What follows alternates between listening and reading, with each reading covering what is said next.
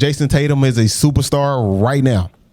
He's a superstar. He wasn't playing like this in 2020 or 2021, but these 2022 playoffs, he has established himself as somebody who can be a franchise leader. Now, the NBA playoffs has been extremely weird. From Kevin Durant not being able to get a shot off against the Brooklyn Nets to James Harden continuing to do what he does in the playoffs.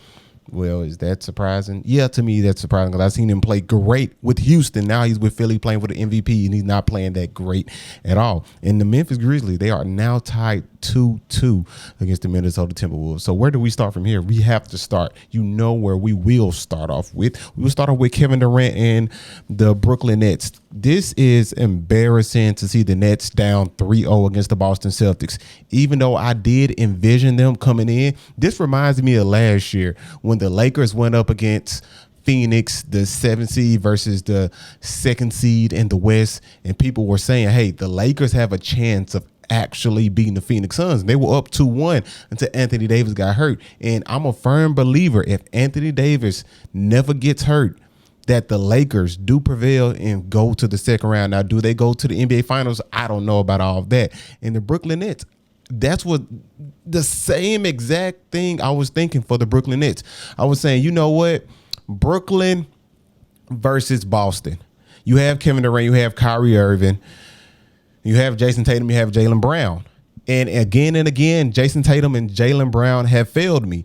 Back in 2020 in the bubble, they lost to Miami. Last year, they lost in 5 to the Brooklyn Nets.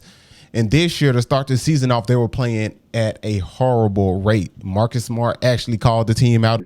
Programmed and studied to stop Jason and Jay. I think everybody's counter court is make those guys try to pass the ball. They don't want to pass the ball.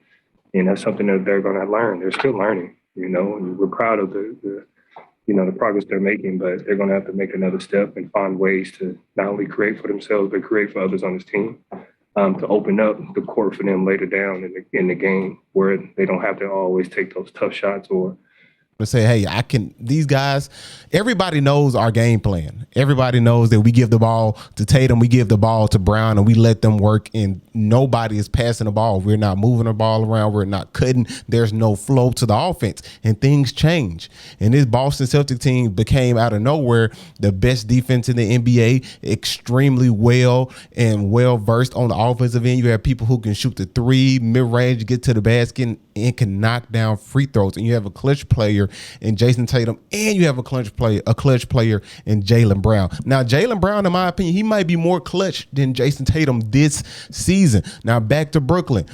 This season was just a wash. To be honest, this started with Kyrie Irving sitting out because of the mandate, then James Harden feeling some type of way about Brooklyn and leaving Brooklyn. You have one of the best big three in NBA history. We know what they represent. We saw them last year when they were healthy, and they were great.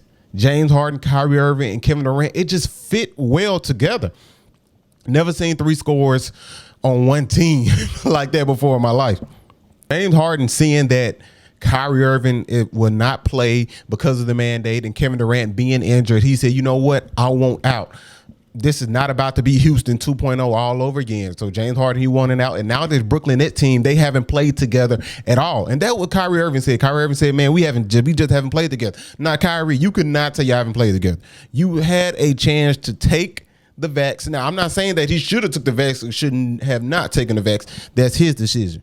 Now, but you cannot complain that you haven't played together with your teammates when you had a chance to play with them and you didn't want to take the vax.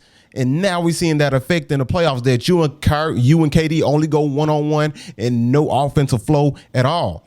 No offensive flow. It's just like you get a ball to KD, you get a ball to Kyrie, your turn, my turn, and things are not working out as well as they should be. But Kevin Durant, this has been a horrible, horrible season. I mean, horrible series, not season, horrible series for Kevin Durant, because he had a great season, almost averaging 30 points per game. He was playing like an MVP before he got hurt. And going up against Tatum in the Boston Celtics, it's been horrible. Losing the ball every single time. They're making it tough for him. He's not even attempting shots. It's just mind blowing to watch. It reminds me of 2011 when LeBron went against the Dallas Mavericks. Now, is it worse than that? I'm not sure. We have to wait and see what Game 4 presents us. But LeBron, he did go to 6. He did have D Wade and Chris Bosh. They were in their prime. Kevin Durant is in his prime right now. Kyrie Irving is in his prime right now. So I'm expecting KD to just have a monster series. And coming in Game 1, you lose by 1 point. You could have had that game. KD was asleep on the defensive end. Jason Tatum, he goes down, gets the turnaround layup. Boom, you win the game. Game 2, you have a lead in the fourth quarter. You blow that lead in Game 3. It seemed like you just gave up. The life was just sucked out the Brooklyn Nets. And Blake Griffin, he said it better than I could say it. He definitely said it better than I could say it. Mentioned like the team spirit. Is that, do you see that in just the ability to rebound from a deficit, or what specifically did you see that led you to feel that the spirit wasn't where it needed to be? I think in the playoff series, I mean, coming home down 0-2, coming home that first game at home, I think, you know, your spirit's got to be high. I mean, you can't. I don't know. It's tough to say exactly what I saw. I just felt like we didn't have the right spirit throughout the entire game. I mean, teams go on runs. It's a game of runs. But you know, we have the firepower. And you see what he said. Like, it was no life before Game 3 even happened. The life was sucked out of Brooklyn. Said, you know what, this series is over. But more power, more ups to Tatum and Brown. They have been playing amazing. Jason Tatum is a superstar right now.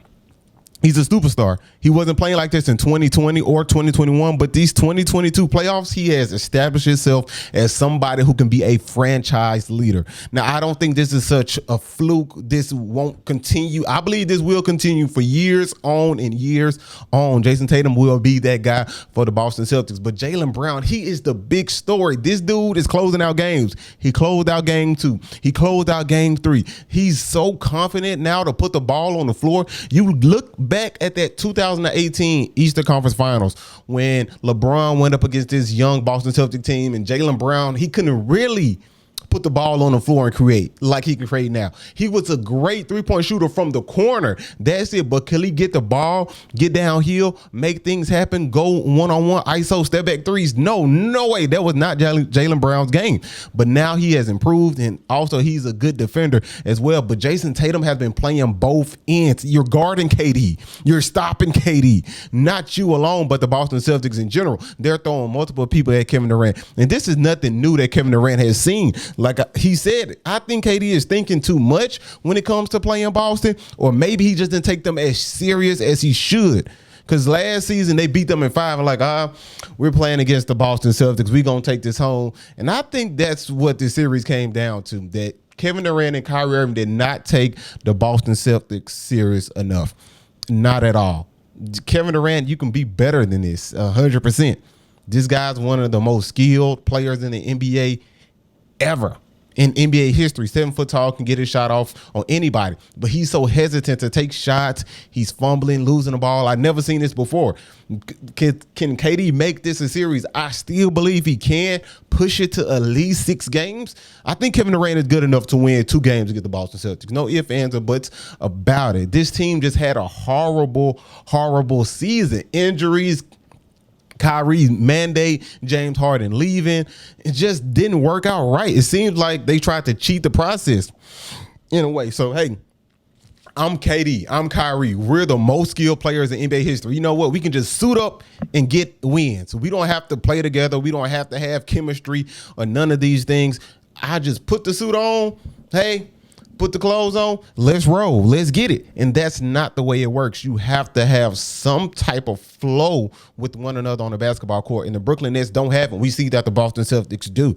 Been playing together for years, and now they're no longer babies. They have stepped up. Jason Tatum is no longer a child. Jaylen Brown is no longer a child. They are here to actually win a championship. You can look at that crazy clip that Jaylen Brown said, when I'm 25, I'm going to have at least 5-6 rings. Yeah, that boy was tripping when he said that. But this year they have a legit chance to win the NBA championship. Now, will KD get the same scrutiny that LeBron got in 2011 for having a horrible finals. And that was the finals. This is the first round. Kevin Durant is up against a young team. This is almost like OKC.